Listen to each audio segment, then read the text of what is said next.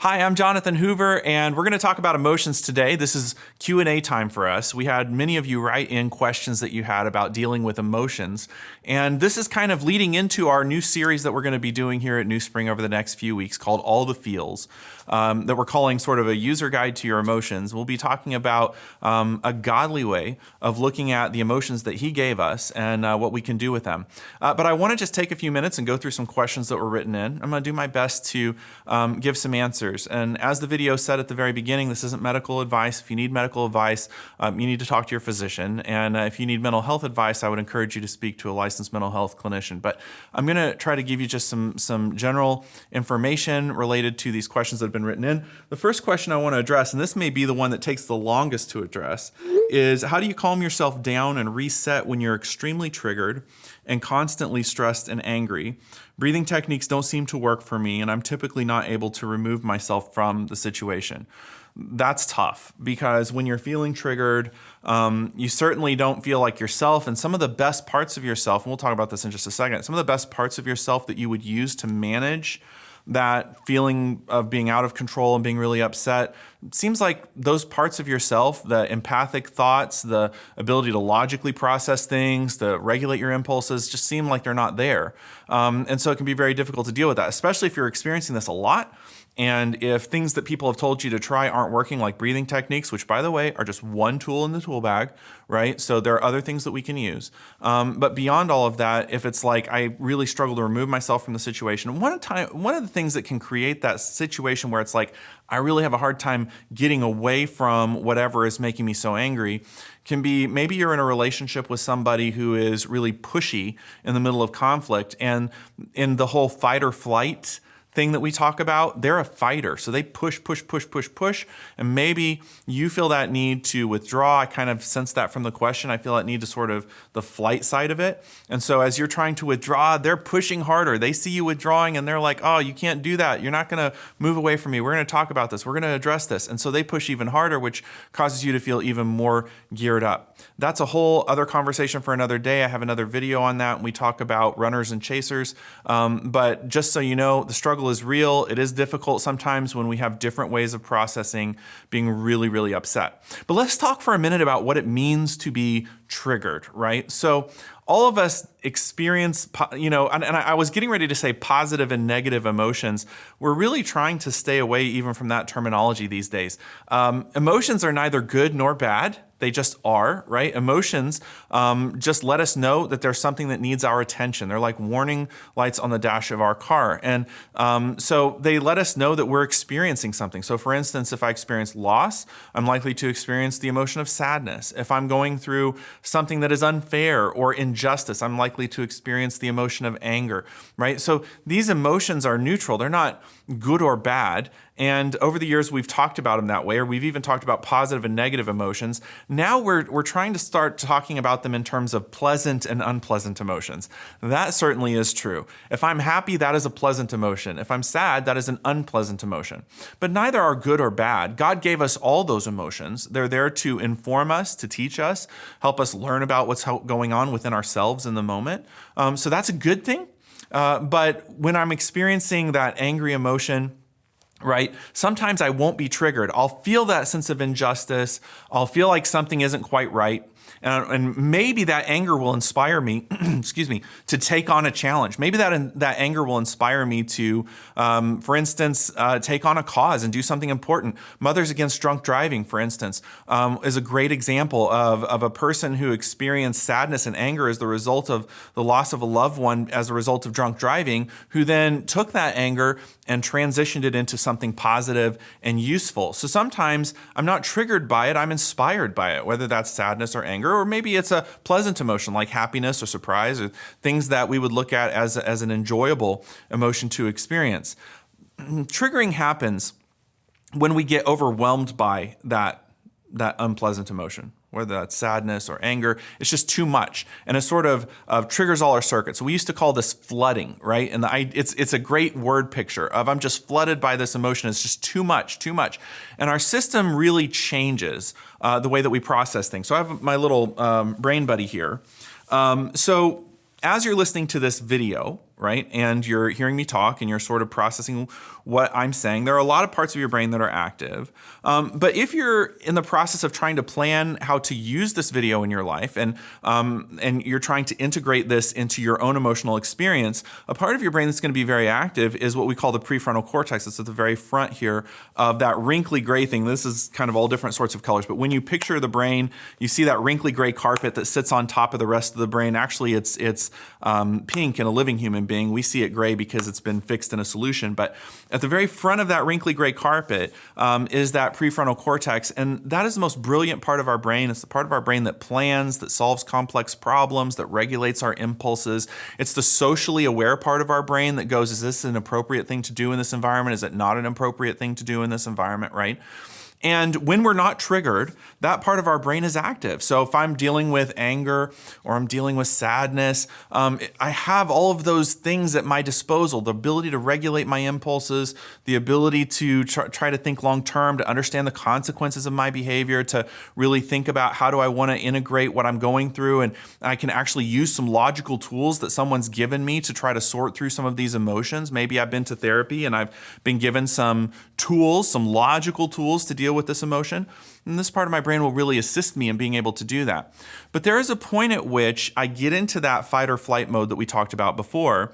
And there's a little part of the brain, if I flip it over on the underneath side here, there's a little part of the brain here that we call the amygdala. And amygdala is actually plural. So if you're reading in blogs and self-help guides, a lot of times you'll think it's just one part of the brain. Actually, there's one on each side. They're just right next to each other.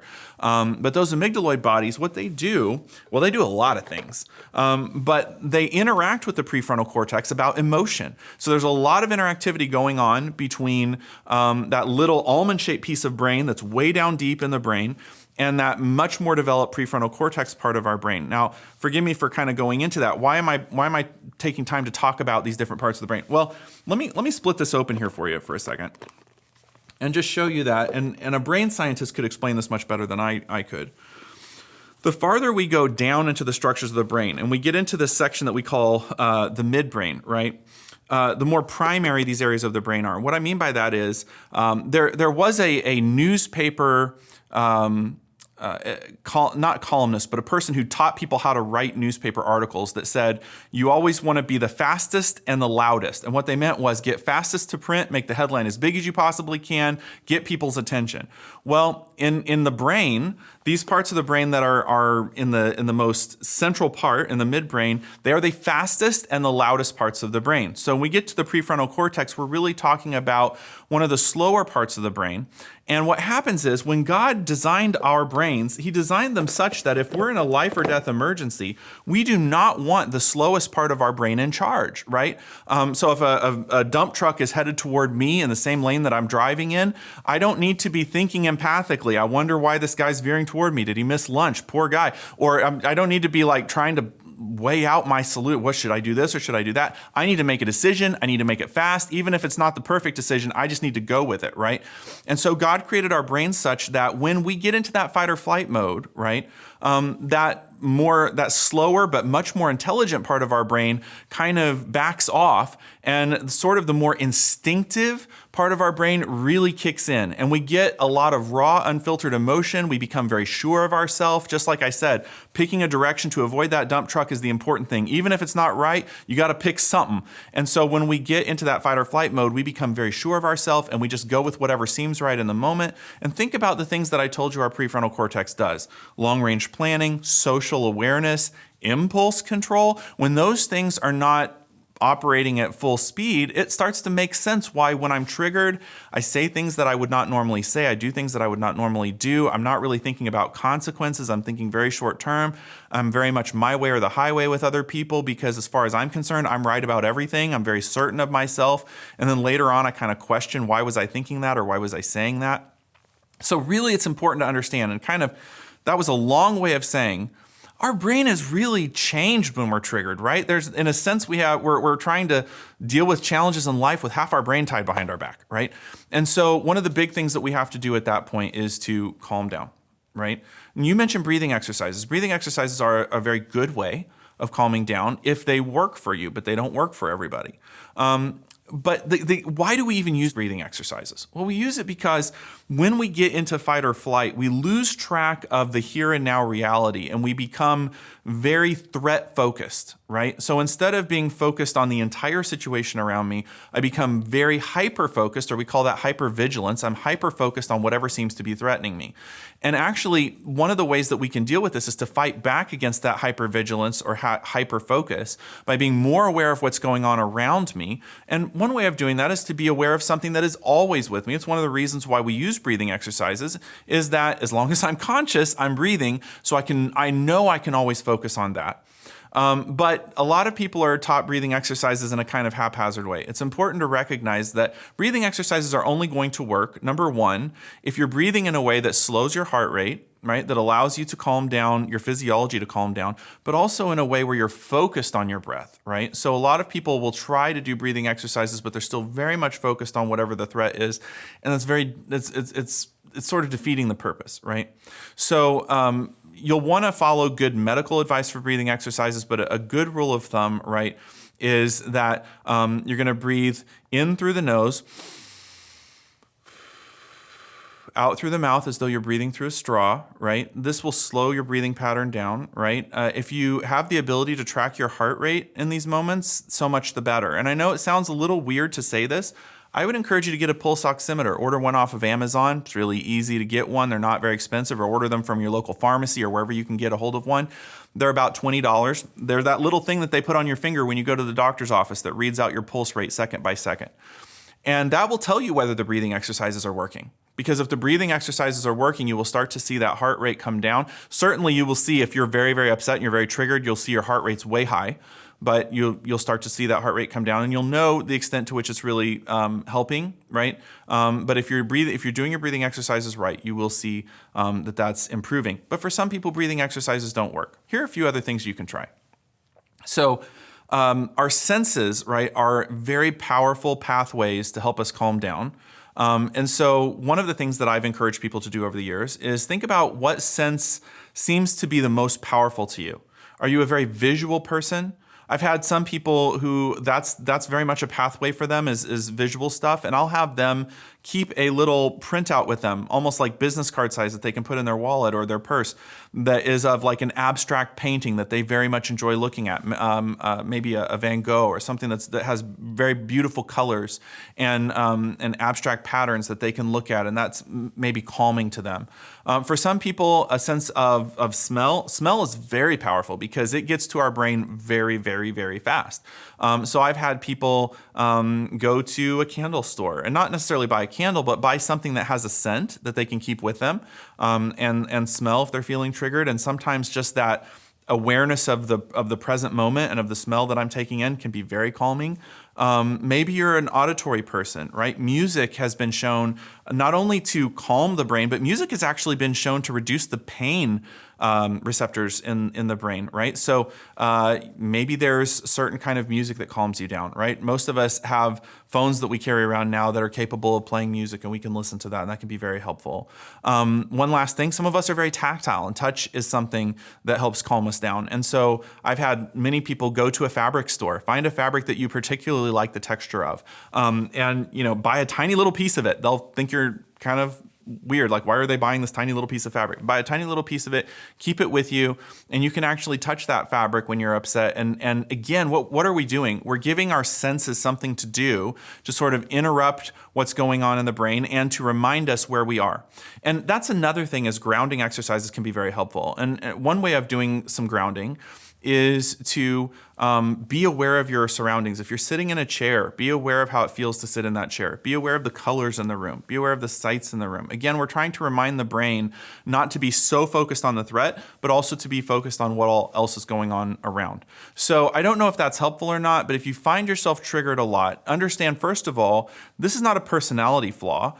This is a sort of triggering into fight or flight. And it is true that if we struggle with this a lot, our brain becomes very rehearsed in transitioning into fight or flight. So every time we're able to battle this and every time we're able to calm ourselves down, that is a massive victory because we're teaching our brain to do something different than what it normally does. Our brain normally gets triggered and we normally go to that fight or flight place. Every time we can sort of calm ourselves down a little bit, remind ourselves that it's going to be okay, then that helps our brain recognize that we have the agency and the power to actually have that happen. And we begin to have confidence that we can talk ourselves off of that emotional cliff. So I hope that's helpful. All right, I said that would be one of the longest ones, but it's relevant to a lot of what we're talking about today because it's very easy for us to think about emotions in terms of personality, and they certainly are a factor in personality. But it's also important to understand that emotions have a lot to do with the interactivity of things going on in our brain. And a lot of people can have the sense that, well, we should just be logical. If you can't, why can't you just be logical and fight your emotions with logic? Well, first of all, and let me just get to that's a question later on, but I'm going to go ahead and skip to it since I mentioned it. First of all of us are emotional beings. God created us as emotional beings. We serve an emotional God. We're going to talk about that in the series. So it's very easy if I'm not triggered in the moment and I'm feeling like I'm able to process the situation logically, to wish that I could transplant my logic into a person who's experiencing a lot of emotion, is feeling very triggered. And it's very easy for me to say, why can't they be logical like me? Well, I got news for you. We are all logical and emotional, and there is a tug of war going on in our heads between raw, unfiltered emotion and logic. And the truth is we need both. We need our emotion and we need our logic. God gave us both for a reason. There are going to be moments where emotion is winning the tug of war and logic is not really doing its full job. And there are going to be moments where we're very logical and we're not feeling enough, and that's its own challenge. And so it's very important that rather than rushing to judgment and saying you're too emotional or you're too logical and unfeeling, is to recognize we're all in a continuum and that God gave us both for a reason. And we need to find the goal here in managing our emotions is to find that integration point where we can feel fully, but we can also use the gift of logic that God has given us and we can integrate those two together. Here's a question. Why do emotions ambush us? I mean, like when you're chatting and suddenly overwhelmed by a memory and eye leakage. I'm assuming we're talking about crying here.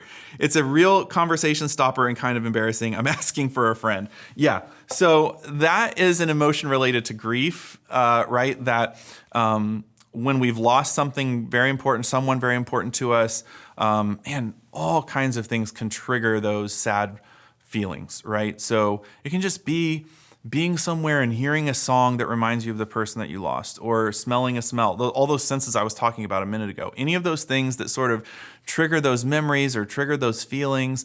And yeah, it is an ambush. Suddenly, we start crying and it can be very, very difficult to control.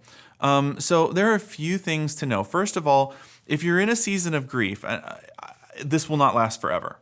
So the grief ambushes, they become much rarer over time and much less intense over time. And so that's a good thing. In the meantime, it's important to know that it's normal. When I go through a major loss, it's normal to have those triggering moments where I get really sad and I start to weep or cry. This can especially be disturbing for guys who don't cry and are not typically emotional, but then somebody that you love very much passed away. Or even could be, it doesn't even have to be a loss of a loved one. Maybe you've had a beloved dog for the last 10 years and you had to put your dog to sleep, and now you're at work and you're a guy who never cries and suddenly you find yourself crying. It could be very disorienting. Why am I suddenly so emotional? Well, you've always been emotional. It's just that emotion is getting really triggered because of that loss. And remember, those triggers are a sign of how important that person was to us, right? That's an honor. It's a tribute to that person that we lost, that we experienced those moments. A couple of notes I made to myself here about this is just, it's important to remember that safe people will understand, right? So if you are in the presence of a person who's a safe person for you in terms of grief, what do I mean by safe when you're grieving? I don't mean like, when I talk about safe versus unsafe, I'm not talking about someone who's going to harm you or not harm you. I'm saying that in grief, you specifically need people who are going to be around you, who can listen, who can sympathize with the grief that you're going through, who understand tears and they're not uncomfortable with crying, who are able to not try to fix it, people who will listen to you tell the story of your loss multiple times and are okay with that, people who understand that you're in a healing process and they will give you time to heal, and they understand that you're not going to just snap out of it tomorrow. That's what I mean by a safe person when you're grieving. So if you're in the presence of that kind of person, then they will understand. On the other hand, if it's a situation where you're just like, this is not comfortable for me. This is not a person that I have a close relationship with, and I'm weeping. Always feel free to excuse yourself. My friend psychologist, Dr. Jennifer Ripley, says, excuse yourself and go to the bathroom. Most people will give you 5 minutes in the bathroom before they'll come knocking on the door to check on you and make sure you're okay. Take a few moments and feel the feels. Feel the sadness, and then take a moment to collect yourself. It's normal. It's okay. So don't look at that as something that is like a defect. Oh, I'm so emotional. Why am I crying over this? Well, a real loss is very difficult to get over, and that sadness is going to be there. And those triggers, that's a normal thing, happens to everybody. Okay, so I have a family member struggling with accepting that they may need to take antidepressants. Oh, this is a good topic. And they don't want to because they feel like it's giving up. They're struggling, and I feel like some insight into depression, anxiety, and seeking therapy or medication would be nice. All right, fantastic question. And there are people that have lots of very strong feelings about this, especially in the Christian world.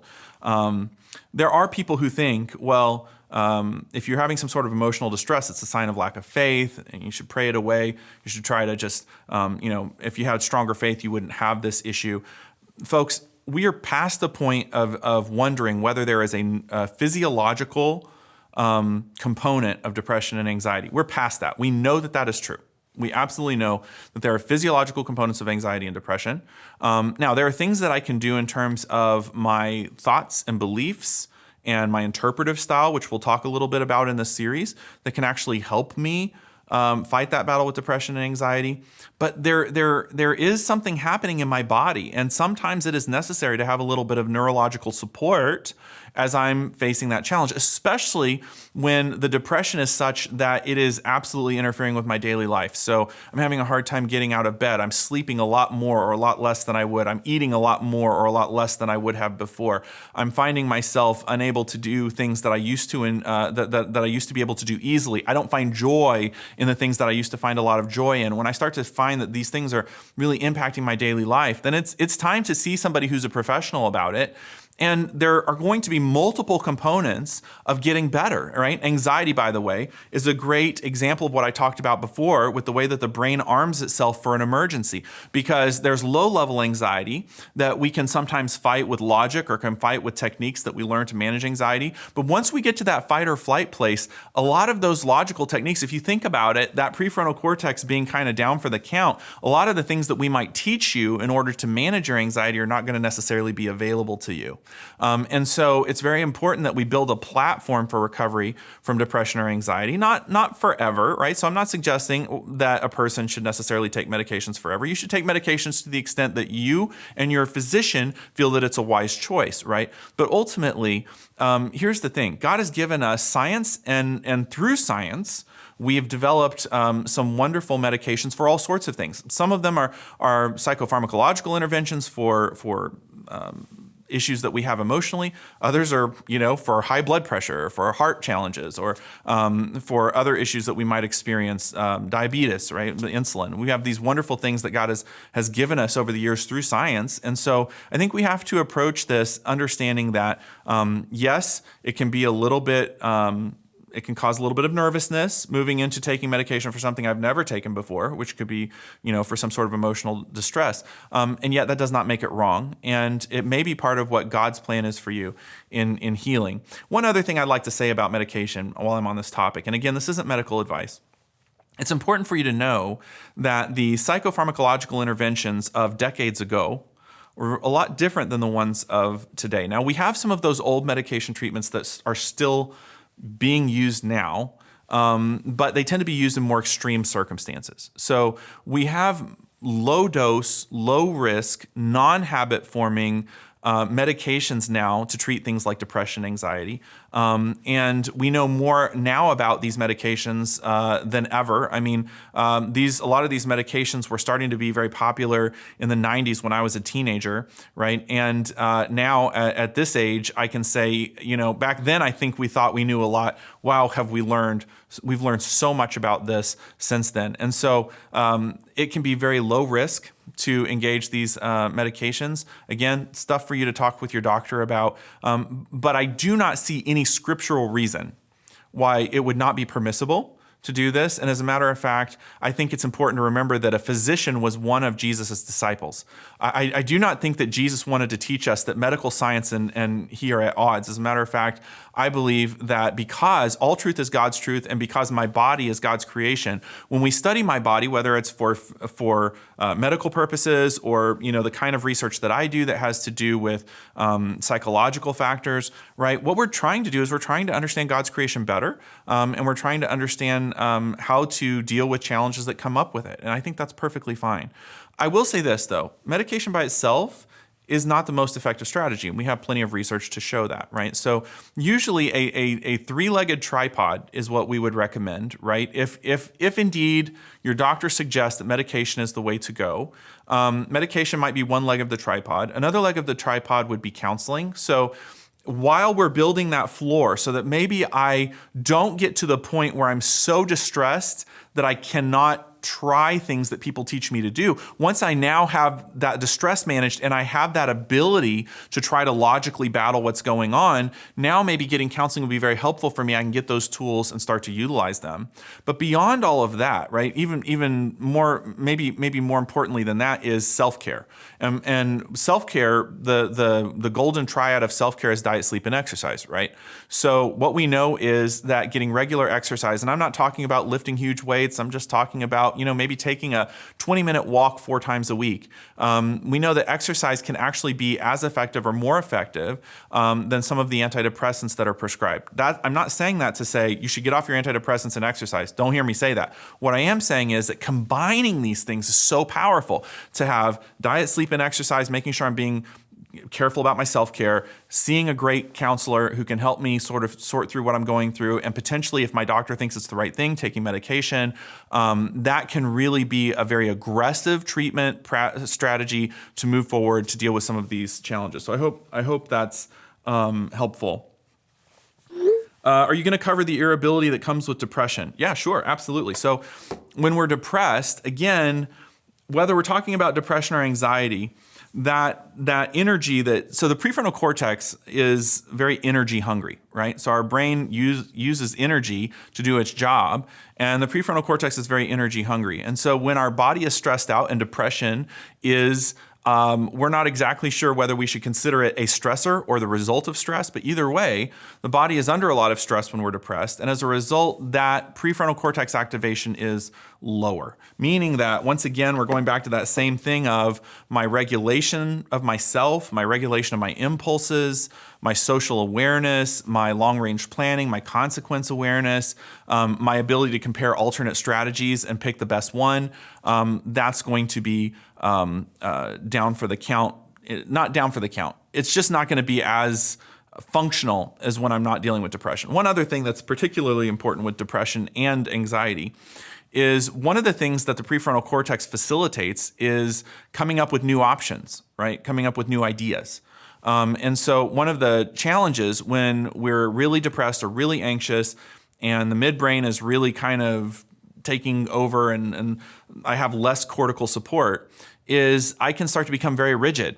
Things have to be this way. Like, we're not going to change this. We're not going to, because I'm very hesitant to try anything new because I have that anxiety of holding on to something that I think works. So I'm unwilling to sometimes try something new, which actually can be very difficult for psychologists and for doctors in treatment planning, because sometimes we need to try a new strategy. And often sometimes people can kind of be holding on to something because that rigidity is there. One of my favorite examples to use about this, and it's coming out in the book that I have on burnout that's coming out in September, is this idea of Henry Ford, who I'm sure you're aware of, came up with the Model T and just this amazing assembly line technology that has revolutionized our world. But when other car companies started coming out with new models every year, Henry Ford was just absolutely determined that they were going to stick with the Model T. We're not going to build a new car. We don't need a new car. As a matter of fact, when his executives tried to surprise him with a new car model to show him, hey, look at how cool this could be, he was so upset that he ripped the car apart with his bare hands, is what the account says. And that's a beautiful picture of cognitive rigidity, that I get so upset and I lose my ability to think about alternate options and to be creative, that I can be very rigid, even to the point of being angry, as Henry Ford was angry tearing apart that car. I can be angry at the suggestion that I should try something different or new. So hopefully that helps. Again, some of the things I've talked about before can be very useful for this. So getting counseling, considering medication if it's appropriate, making sure that you're doing good self-care, right? So making sure that you're eating as anti-inflammatory a diet as you can manage, making sure that you are getting 7.5 hours of restful sleep a night at a minimum, making sure that you're exercising, taking a walk 4 times a week at a minimum. Those sorts of things would be really helpful. And then also knowing your grounding techniques. How can I make sure that I'm trying to be less vigilant about threat and more aware of my surroundings? That will help as well. How do we handle, for lack of a better word, a family member who will not own up to their own emotional trauma or outbursts, but continually put you and your child down when our emotions get the best of us? And there was a similar question that was, could you address how many men believe women to be too emotional when they can't control their anger themselves? Okay, so this is a tough question because anytime, and this is something I've learned over the years of doing counseling and coaching and stuff, anytime I'm worried about my ability to realize something, I have a lot of things I can do. If I'm thinking, man, I don't realize this when I should, how can I find a way to realize this? I've got a lot of work that I can do to get there. But when my goal is to have somebody else realize something, well, that's a stretch. Because then I'm actually having to think about, well, how can I cause somebody else to come to a realization that they're not realizing? I can't do that, right? If I did, it'd actually kind of be manipulation.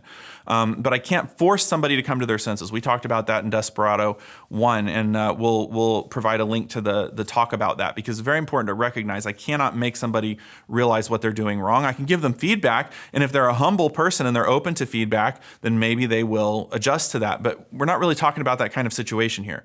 And so I would say the 2 things that I made a note to myself of when I was reading this last night, one is to set boundaries, right? So boundaries are a structure for what you will or will not accept based off your better judgment. So I'm saying my better judgment says I will not let someone do this to me because this would be unhealthy for me. Not because I'm saying they shouldn't do it, right? I cannot manage someone else's behavior. God didn't put me in this world to manage other adults' behaviors. Now, to a certain extent, when I'm parenting, my job is to help coach my child as they're growing and to help give them guidance. But with other adults, God didn't call me to coach them or give them guidance unless they seek me out for coaching, right? So I have to be very careful. Boundaries are not in order to get that person to be a better person or to get them to behave better or to get them to do things better. Boundaries are to say, there's a line in the sand here that relates to my well-being. If you cross this line, it harms my well-being. And then I'm going to create some if-then statements. If you cross this line, then this is what's going to happen. Again, not to punish you, but to say this would be my healthy response to your unhealthy choice if you choose to make that unhealthy choice. We'll link to a book that I refer to often about this called Boundaries by Henry Cloud and John Townsend. It's an excellent book and totally worth your read. I don't agree with everything that they say in the book, but I think it's a fantastic resource for talking about how do we set boundaries. That's one thing. And then the other thing that I mentioned here is just doing the personal work, right? So it's very difficult when it's like, well, yes, I struggle with this, but also they struggle with it to a higher level. Totally get that. And it seems completely unfair. And it can actually inspire anger just because of the unfairness of it. But what I would say is this: God has not called me to fix them, but God has called me to pay attention to myself. So I need to develop that awareness of what's going on in me when I get super angry or I get really upset, and try to work with that, because ultimately I'm not doing that because I'm not doing that so that they will live up to their end of the bargain, or because they're doing their job, I will do my job, but really because it's the right thing for me as a child of God to work on my part of this. But then also in terms of their behavior, again, setting healthy boundaries, because ultimately they're going to have to come to their senses for themselves. And again, we'll post a link to a talk that really goes over that. How do you deal with anxiety? Is it all emotions or the nervous system? Well, as you can tell, because I have our little brain model here, the nervous system has a lot to do with anxiety, right? And quickly, just to emphasize the difference between, or to emphasize what anxiety is. Fear is an emotion and it's normal, right? We don't want fear to go away. We have plenty of stories of people who've had brain injuries that caused them to lose fear. And once they lost fear, man, their behavior was so dangerous that they had to be watched constantly to make sure they didn't do something to harm themselves. We need a sense of fear to remind us that I can do certain things, the other things that I can't do. Anxiety is an exaggerated fear response. So I'm beginning to have my fear response that God gave me, which is a good thing, to things that I really shouldn't fear, or things where the risk is not nearly as high as I'm projecting it to be, right? And so when I'm dealing with that, yes, it's, my nervous system is involved because my senses are telling me that there's danger, right? So my sense of touch and hearing and smell and taste and hearing, all of that's telling me there's something that's a threat. And so my body is very instinctively rushing to change its physiology, right? So there are hormones, hormonal changes, musculoskeletal changes, hormonal changes. I think I already mentioned that. And also neurochemical changes that are happening because my body is just instinctively kicking into an escape mode or to a fight mode to that thing that is threatening. So yes, neurophysiologically, there's a lot going on there. But on the other hand, yeah, it's also an emotion, right? The emotion would be how we experience that, right? I experience that anxiety as my body is kicking into this, right? Into this survival mode. And that's the other thing I would make the point. I think I forgot to sort of share this earlier. When my brain is functioning in calm mode, that's not a neuropsychological term, but that works. When I'm in a calm place and my brain is functioning in a beautiful balance, right? My brain is trying to help me be efficient, productive, and it's promoting growth. God designed our brain to promote growth in ourselves, right? I should be constantly learning and relating to others, and so all that's happening is a beautiful thing. But when I get really triggered into anxiety, my brain is going to change the algorithm and really work on just survival. And as a result, efficiency, productivity, and growth are going to become secondary goals. As a matter of fact, they're not even going to be paid attention to. I like to think about this, and this is another thing that I talked about in the book that I have coming out, as limp-in mode. When I was working as a mechanic, we used to have, I was a GMC mechanic for a while in the early years of our marriage. And when the computer that was managing all the systems in the truck would recognize there was some sort of major problem, it would go into something called limp-in mode, meaning that all of the systems in the truck that were previously designed to promote fuel economy, to promote effective driving, to promote all the things that you expect to be doing when everything's going well, those systems now are secondary to just getting that car to the nearest shop. That's why they called it limp-in mode. So it didn't matter if it had to send tons of gas to the engine. It didn't matter. Whatever it had to do to keep that vehicle running to get to the gas station, that's what it was going to do. And so that's kind of like what happens when our brain kind of makes this transition is we go from being efficient to just really focusing on survival. And as a result, a lot of the best parts of what God created our brain to do are temporarily suspended. And so it's important for us to recognize when we're dealing with anxiety that's happening. Again, we've talked about some productive ways of dealing with it, so I hope this was helpful. If you have any follow-up questions about that, hopefully this won't be our only Q&A, and so I'll be happy to try to address that more. This question is so important, but such a challenge because there's so many moving parts of this. How do you explain to your child that there's still a God, even though the child has so many struggles with big emotions, anxiety, ADHD, etc.? I feel like this message would be such a good one for the kids too. My son is 10 and has been saying lately that he doesn't believe in God or that Jesus died for him because he struggles so badly. I've tried to explain that these struggles will create opportunities for him to build a stronger relationship with God and that they can give him an opportunity to talk to unbelievers about how your relationship with the Lord grew out of these hardships. Then there's a topic change here. I would also like to know more about anxiety and how it pans out in our faith.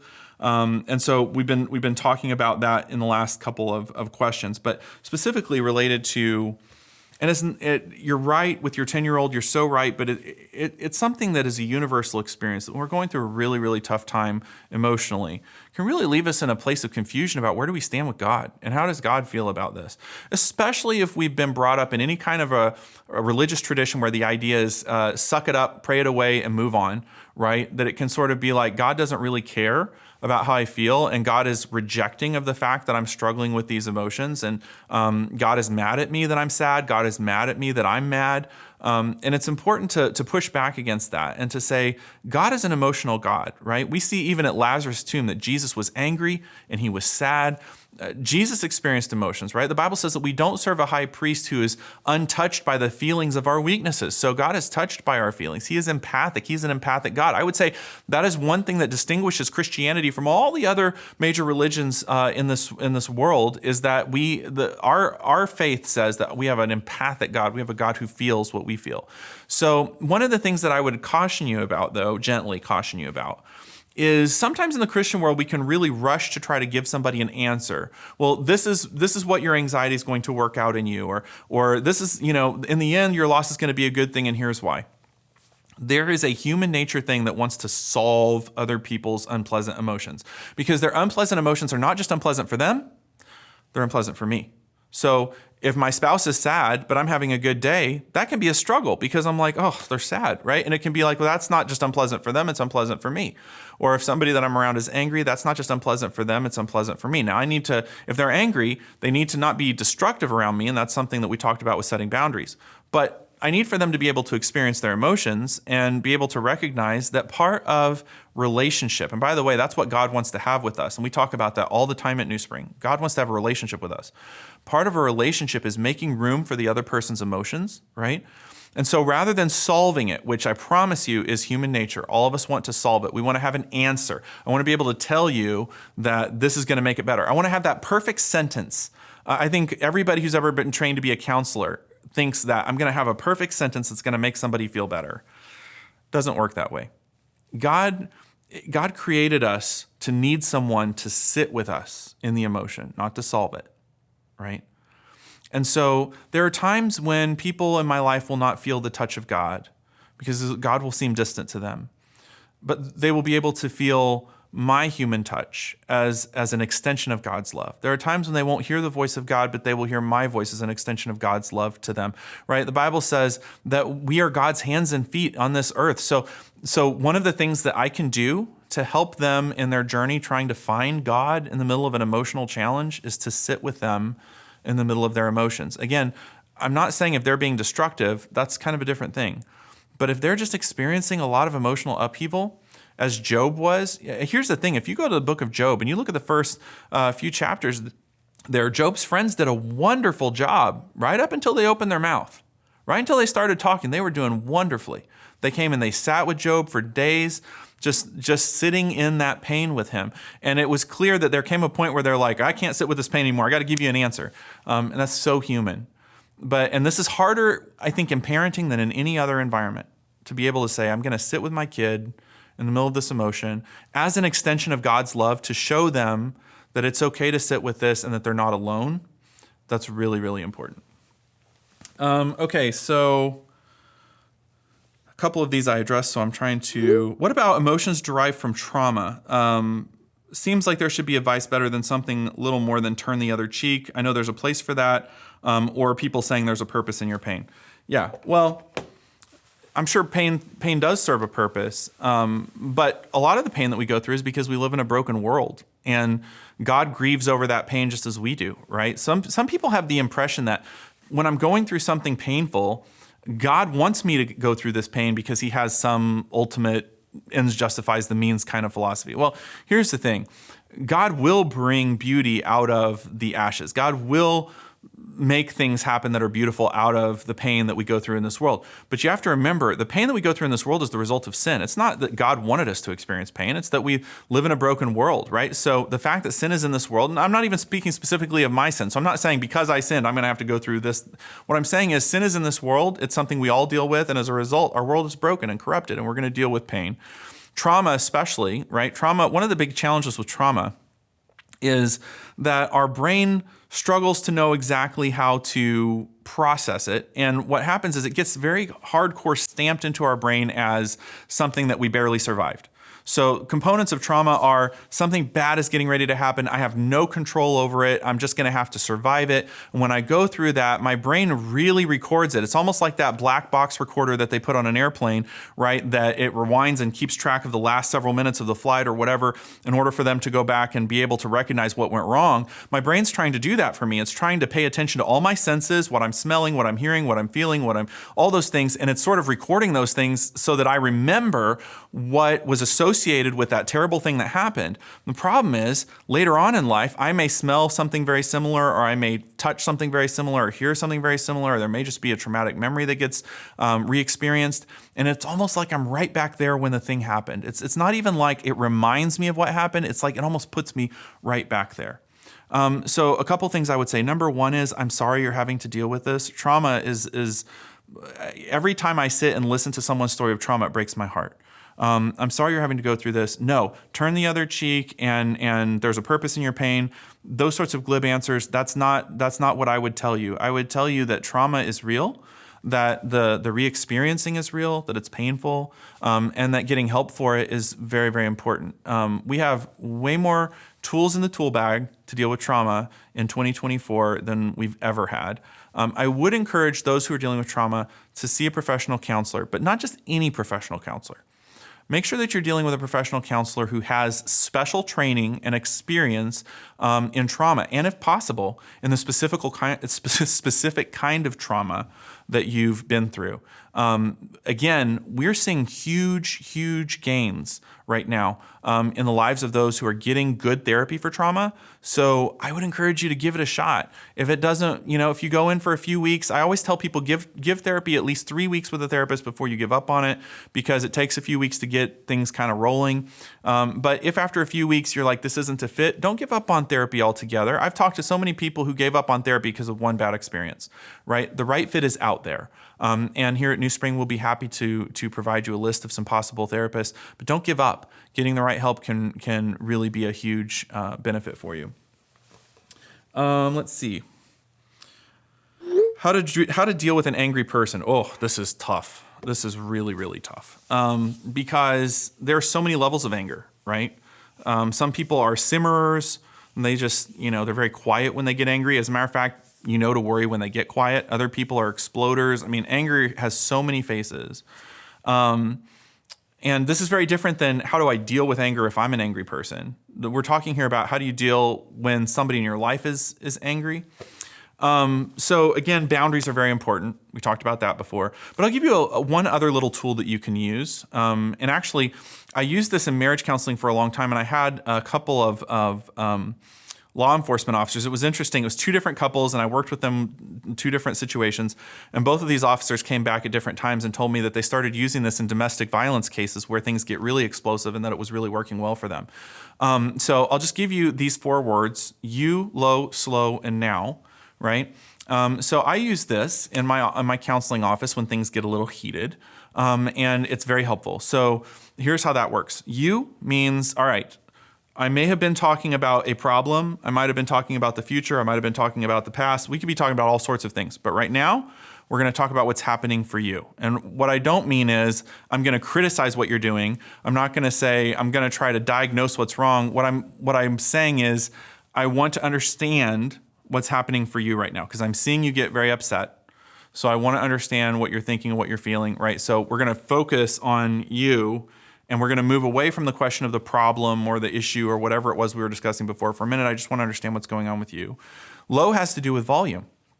Okay, the way that God designed our ears adjust to the volume around us. That's why when you're driving, over to the grocery store and you're listening to your favorite jam on the stereo and it's really loud, and you pull in, you go and you get your groceries, you get back in the car and it just blows your ears out. It's because your ears adjusted to that loud volume before, but now that you've been in the store, they've kind of calmed down and you get in the car and it's too much. So when people are yelling or screaming, it's important to recognize that their ears are adjusting to that volume. And so I want to actually use a lower volume when they're doing that, because I'm actually going to make it very uncomfortable for them to keep yelling. Their ears are going to want to have the volume turned way down, but they're also going to want to hear what I have to say. And so in talking, and I'm not talking about talking so quietly nobody can hear you, right? Not referring to an old sitcom show. I'm talking about just a reasonable low volume, right? That again is going to make it less easy for them to keep being so loud, which is a good thing. We want to reduce the volume. And anybody who's watching this, and if If tone of voice has been an issue in your marriage, you guys know that you can ratchet up that volume. Why? Because we lose track of how our ears are adjusting. By the time it's done, all of us are being just crazy loud. So we want to reverse that by being intentionally low volume. By the way, there's something in the human psyche that when I'm talking quietly kind of reminds me to be calm. So it's also kind of it's a 2-for-1 win. The third thing is slow. And why am I saying slow? Because we know that the parts of the brain that are associated with fight or flight are the fastest parts of the brain. They process fast. That's why if you watch two people talking and they're very mad at each other and they're both in fight or flight, there's no space in between comments. It's just boom, boom, boom, boom, boom, boom, boom, boom, boom. They're interrupting each other. They're talking really fast because everything's happening really fast. So what I want to do is I want to intentionally talk slower. Not so slow that it's like, this is really annoying, but slow enough that I'm actually inviting that person to slow down the pace of what they're saying and what they're thinking. It's very under the radar that by doing this, I'm sort of encouraging them to do it too. And by sort of slowing down what we say and how we say it, we can actually experience a little bit more calm in that situation. And then now is very important. The anxiety centers of our brain, as best we can tell, are very activated by thinking about the future and very activated by thinking about the past. But the more we can get grounded in what's happening right now, which is also why I talked about grounding exercises earlier in this video, the more we can focus on what's going on right now, the less activated those anxiety centers become, and the more we can actually be the best version of ourselves. So I think I have two left that I want to cover. One is, how do you forgive someone who passed due to suicide? And I was hesitant because I thought, well, I don't know whether this is really just an emotional topic, but even though it's not exactly on a specific emotion, I think it really deserves focus. Death by suicide is one of the most difficult things you'll ever experience in a family member. When a family member takes their own life, there's just so much unfinished business. Why did they do this? Why weren't they thinking of me when they did this? There's all these thoughts that just bounce around in your head. And you didn't ask for that. First of all, you didn't ask for that to happen. Second of all, you didn't ask for just the unfinished business of why is this chapter forever unfinished? Why is the story always interrupted at this point? So there's a lot of really challenging feelings. And it can feel like I was very wronged by that person taking their life. And there's I need to forgive them for doing this wrong thing. And I would say that, yes, it is true that we are not to take our own lives, right? And yet, dealing with that, for one thing, how do I forgive somebody who's not here anymore? Oh, so challenging. So for a second, I just want to talk about relational forgiveness and relational restoration, because those are kind of two different things. In my work with couples, I think about it in terms of 4 different levels. I want to make sure I say this right, so I have my little notes here. Forgiveness is the first level of dealing with a relational transgression. And it is what God has called us to do. And when we do it the way God has asked us to do it, it's immediate. But forgiveness in the biblical sense is saying, you don't have to make this up to me. You don't have to pay me back. Why do we forgive immediately? Because the truth is, they can't make it up to us and they can't pay us back. There's no way that person, and whether they're alive or whether this is a person who died via suicide, whatever the wrong was that was done to us in this earth, there's no way that they can actually make it exactly up to us what they did. They cannot undo what they did. So forgiveness is recognizing that God has said that about me. There's no way I can make up to God what I've done wrong. And so God made there be a way that I could be forgiven. And so then I allow that forgiveness to flow onto someone else and say, you don't have to pay me back. I don't have to pay God back, and you don't have to pay me back. But that's a logical decision to say, I'm not going to require somebody to pay me back. And that's an immediate thing because basically we're just tearing up their bill. But that's not an emotional thing. And often we make forgiveness to be an emotional thing. I will know I have forgiven when I felt like I've forgiven. Well, that's a whole different thing, right? So forgiveness is the first step. Second step is acceptance. And the way I like to think about acceptance is I can't undo what happened and I have to move forward. Forgiveness is about them, happens right away. Acceptance is about me, and it's good for it to happen as soon as it can happen, where I'm saying, I'm going to have to accept that this happened, that they harmed me in this way. I'm going to have to accept that this person transgressed my boundary, or I'm going to have to accept that this person took their life. That's really, really hard. But I'm going to have to accept that it is reality. It did happen, and that I can't undo it, and that I need to be able to move forward in my life. I need to be able to keep going, right? That's acceptance. Restoration is the third step, and it's not appropriate for our discussion about suicide, but quickly, just so you know, restoration has to do with that living person who has harmed me in some way. I've already forgiven them. I've already accepted what they've done, but I'm now having to make a decision about whether to restore them to a place where I'm risking with them again, right? If you think about it, I can forgive someone and I can accept what happened without risking with that person again. So for instance, if every time I'm around somebody, they punch me in the face, right? I may forgive them for that. I may accept that I've been punched in the face a lot, but I may never want to hang out with them ever again because I don't want to get punched in the face again. That's reasonable, right? Question is, when do I risk again with this person? And so restoration is about deciding when it is wise to incrementally risk with the other person. The two words that are really important there are wise and incrementally. So wise meaning, is it right? Is it smart? Is it good? Is it likely that I can risk with this person without being harmed again? And the second part of it is I'm not going to risk all at once with this person. I'm going to take it a step at a time, right? Because I need to see that change has occurred in this person and that I can truly believe that things will be different. So the fourth thing is healing, which is I've grieved what happened and the wound is a scar now. So when dealing with the suicide of a loved one, the stages that we're going to go through is forgiveness, which is to say they can't make it up to me that they took their life. They cannot pay me back for that, so I'm tearing up the bill just as God tore up my bill.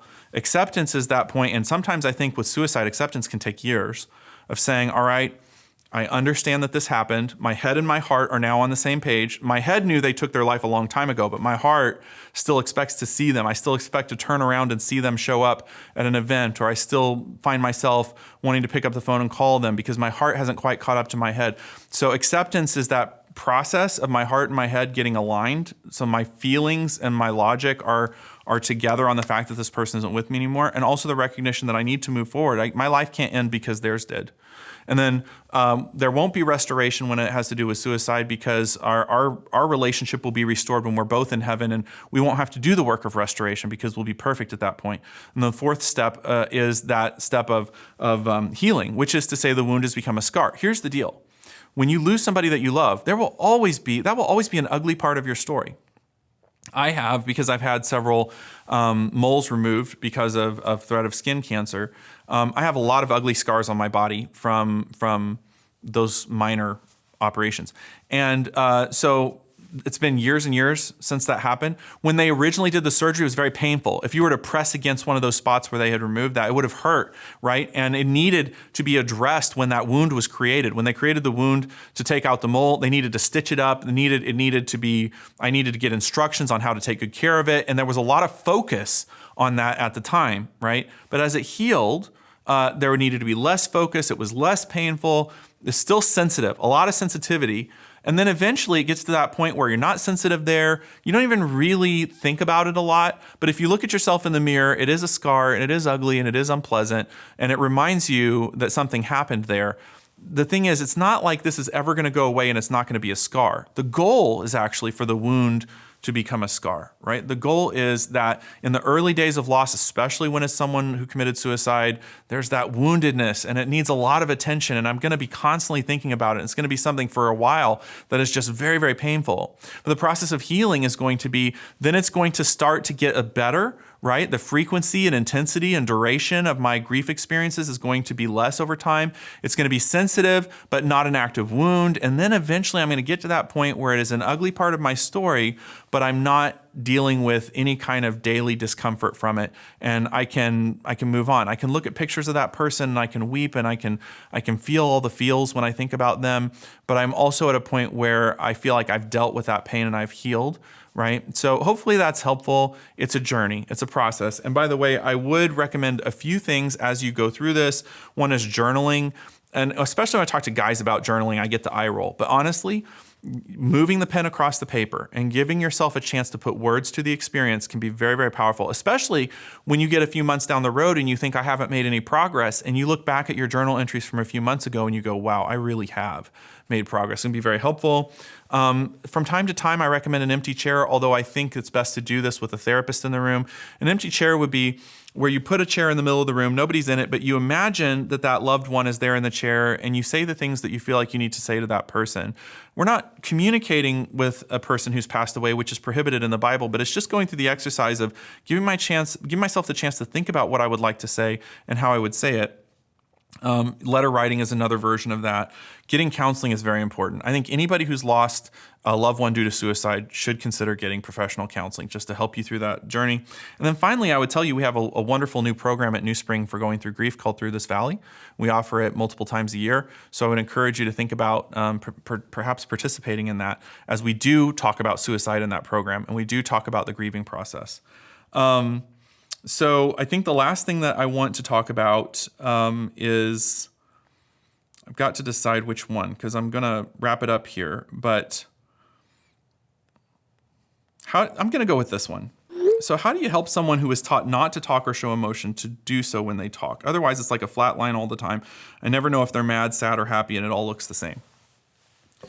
Man, that's tough, because showing emotion is a matter of habit, right? So some of us will do well to work on our habits of showing emotion that is over the top, because when we express emotion, we're also rehearsing emotion. So sometimes if we express emotion in over the top ways, not only can it be overwhelming to people around us, but we're really teaching ourselves to continue doing that.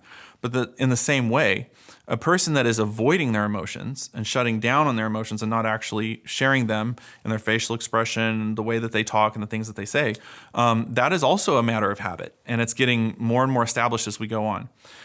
I don't have an easy answer for you other than when you want someone to do something that they're not doing, two things I would always encourage you to do. One is create space for it to happen, right? And also celebrate it when it does happen. So those are the two things, right? And I use the term celebrate, and my psychology friends would use the term reward. I don't love the idea, especially in marriage, of talking about rewarding behavior. It sounds a little bit like you're trying to train a pet. But there actually is a reason why we reward our pets when we're training them, is because we're trying to associate good things with desirable behavior. So if a person is finally opening up to me about their emotions, first of all, I need to regulate myself, not to jump on that and just go nuts. I'm so thrilled that they're sharing about their emotions, and I'm just going to talk now. Like we're going to get in this great conversation. And what's really happening is they're putting their toe in the water to see how you deal with it. And so you really need to kind of self-regulate and give them the opportunity, give them that space to experiment with sharing some emotion with you, right? Be sensitive to the fact that they're doing that, even if it's not to the level that you want, right? Look for micro progress. Look for little steps of progress. So I'm seeing a little bit of emotion shared with me, right? Give them space, help them understand that you can reflect that emotion back to them. Seems like you're really sad about this, and give them the opportunity to keep talking, keep going. And then, really express to them how appreciative you are that they're sharing that with you. And that's that sort of celebrating that we're moving in the right direction, right? Let them know, and don't do it in the sense of like, you're usually so shut down. I really appreciated that you talked, because that's sort of like a nice pat on the back after a slap on the face. You want to just be consistent with, hey, that was really great that you were willing to open up and share that with me, right?